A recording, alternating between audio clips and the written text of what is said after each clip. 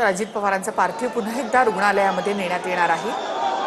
सुप्रिया सुळे यांनी या संदर्भातली माहिती दिली की रात्रभर अजित पवारांचं पार्थिव हे बारामतीच्या रुग्णालयामध्ये ठेवलं जाईल आणि सकाळी पुन्हा एकदा 10 वाजता इथे या असं आवाहन या ठिकाणी बारामतीकरांना करण्यात आलेलं आहे। आणि अजित पवारांचं पार्थिव आता बारामतीच्या रुग्णालयामध्ये पुन्हा एकदा आता नेलं जातंय। बारामतीकरांनी अजितदादांच्या पार्थिवाचं अंतिम दर्शन या ठिकाणी घेतलेलं आहे।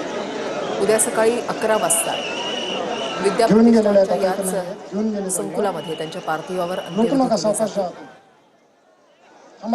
विद्याप्रतिष्ठानमध्ये उद्या दादांच्या पार्थिवावर अंत्यसंस्कार केले जाणार आहेत। उद्या 11 वाजता अंत्यसंस्कार होतील। नमस्कार। उद्या सकाळी आपण 10 वाजता इथे सगळे जमणार आहोत। आधी दादा यात्रा काढणार गावातून बरं, मग आपण 10 वाजता इथे सगळे जमूया। दादांना दादा पण आपल्याबरोबर 10 वाजता इथे येतील आणि 11 वाजता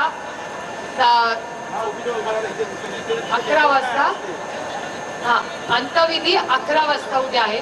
तर 10 वाजता आपण सगळे इथे जमूया। आता डॉक्टरांच्या आणि कलेक्टर साहेबांनी असं सांगितलेलं आहे की आपल्याला दादांना परत न्यायला लागतंय हॉस्पिटलमध्ये, तर तिथे दादांना आपलं ठेवलं जाईल रात्रभर। मग सकाळी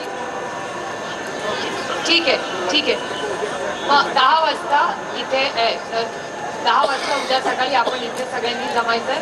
11 वाजता उद्या अंत्यविधी आहे। कुणाला गैरसोय झाली असेल तर मी मनापासून दिलगिरी व्यक्त करते।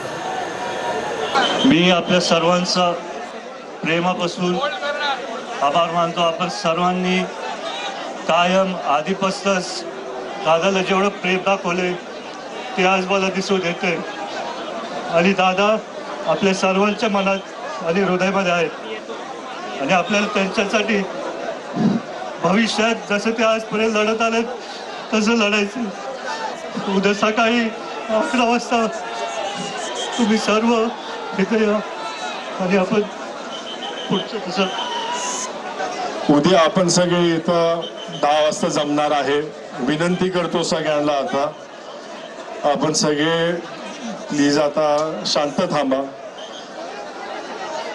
जरा नीट शिस्तीत पद्धतीने बाहेर एक्झिट मारा। आम्ही सगळे उद्या इथं परत येणार आहेत। आता आम्हाला दादांना हॉस्पिटलमध्ये न्यायला लागतंय, त्याच्यामुळे तुमचं कॉर्पोरेशन लागेल आम्हाला। प्लीज जरा शांतनी घ्या। आम्ही आता दादाला घेऊन जाणार आहे, उद्या परत सकाळी येणार आहे। तर प्लीज सगळे शांत बसा, जरा नीट सगळ्यांना जरा रस्ता दाखवा, बाहेर कसं जायचं, चेंगराचेंगरी करू नका। खूप इथं लोक एकमेकांना ढकलतात आहेत। महिलांची काळजी घ्या, महिलांना ढकलू नका प्लीज, तेवढं जपून बघा।